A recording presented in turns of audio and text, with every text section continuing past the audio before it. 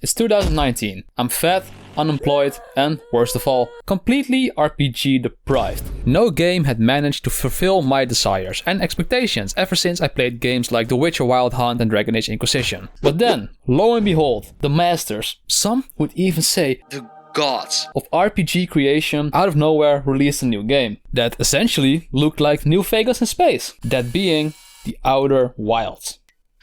The Outer Worlds. And I bought it. I played it. I hated it. Why? Well, I can't really remember, so I replayed it. And yeah, now I remember why again. And I'm gonna show you. The Outer Worlds is like Starfield if it were actually interesting.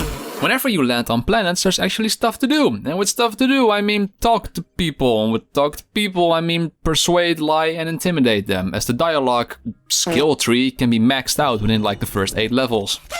On the rare occasion that this fails, you can still shoot, smack, and stab your way out of dire situations with a collection of weapons that screams not a lot of budget was allocated to this. Modding weapons is thankfully pretty straightforward. You can throw better magazines and sights on them, or tinker with them, which is just a fancy word for make it less shit, as it simply just increases your damage output. The gunfights in general are spread out as thin as the butter on the bread of a bodybuilder who's on contest prep. It's like they looked at every map they created, realized the game only has like 4 enemy types, and then copy and pasted all of them in a straight line towards your objective. It also doesn't help that the enemies don't even want to be there. If I can roast Bethesda in half of my videos for having brain dead AI, then this game from Obsidian can get it as well. The AI gets confused by the simplest of interactions, and if you somehow manage to fail a fight, you can just walk away a couple 100 meters until they all realize they forgot to turn the stove off and head home in a rush. You can spice things up by picking new skills, but calling this abomination a skill tree would be like calling a Souls game an RPG. I mean, you're technically right, but what role am I playing? The fucking victim? Whenever I see skill trees that do nothing but plus something damage or plus something health, I get the big sad. In hindsight, none of this stuff added any value to the game, as the main character in this game is like a Swiss Army knife,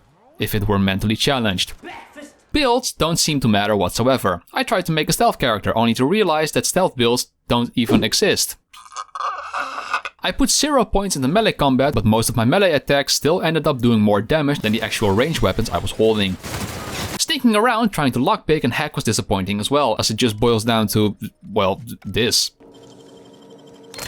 If I wanted to hold a single button whilst doing nothing, I would have played a Ubisoft game. They tried to compensate for this lackluster gameplay by adding things like a slow down time ability, which is essentially just a little underdeveloped brother of the FAT system, and things like companion special abilities, which are much needed as your companions are just as suicidal as the enemies are. Ammo types can be divided into light, heavy, and energy. Creating different types of ammo was apparently too much of a hassle, so be prepared to pick up an arsenal big enough to survive a zombie apocalypse with, only to find out that like 95% of it uses the same ammo type, ensuring that you'll run out of it faster than Taylor Swift's jet fuel whenever she goes grocery shopping. Truth be told, gameplay wise, this Obsidian game feels more like a Bethesda game. The AI is dumb, the mechanics are plentiful but shallow, and none of the quest rewards or endings seem to actually change or matter at all. You can tell the game is old by the amount of selectable genders there are. Companions will go from not knowing you to telling you their life story within the span of like 5 minutes. Pansexual, Parvati will confide in you the fact that she's asexual whilst and Ellie gave me PTSD flashbacks from the time I played Far Cry New Dawn. I don't know what year this game takes place in, but somehow all of the Megan Foxes have died out. Even my ship's AI is rocking that fresh, new, blame the patriarchy haircut. Jokes aside, the companions are actually really fun and at least show off a bit of personality. They're not afraid to speak their mind without trying to make the entire game about them. Oh, I just know a raptidon is melting him with acid as we speak. It's more dissolving than melting. Also, you can run around with a Vicar who hates French people, which automatically makes him one of my favorite NPCs of all time. I can't fucking read French. You also have to feel for them, as they have to spend 90% of their game staring at your abomination of a main character. I played Inquisition, so I know what it's like to spend 2 hours making a character only for it to look like it got oiled up ready for a scene on the hub in actual cutscenes. But this game takes the cake. But hey, at least you can change your appearance.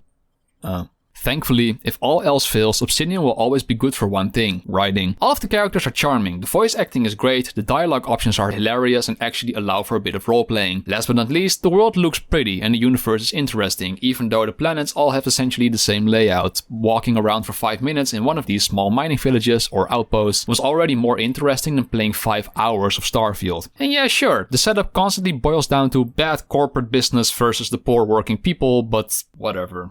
I'm sure there's a political joke in there somewhere. Also, take into consideration that it was technically an indie title, so all of the people who hyped it up as a new Vegas 2 just ruined it for themselves. Okay game, just nothing spectacular. If anything, games like these are great for making me want to play the old school RPGs even more. You know, part 2 is coming, and knowing Obsidian, they'll take all of the criticism very seriously and fix it and all that type of stuff, so...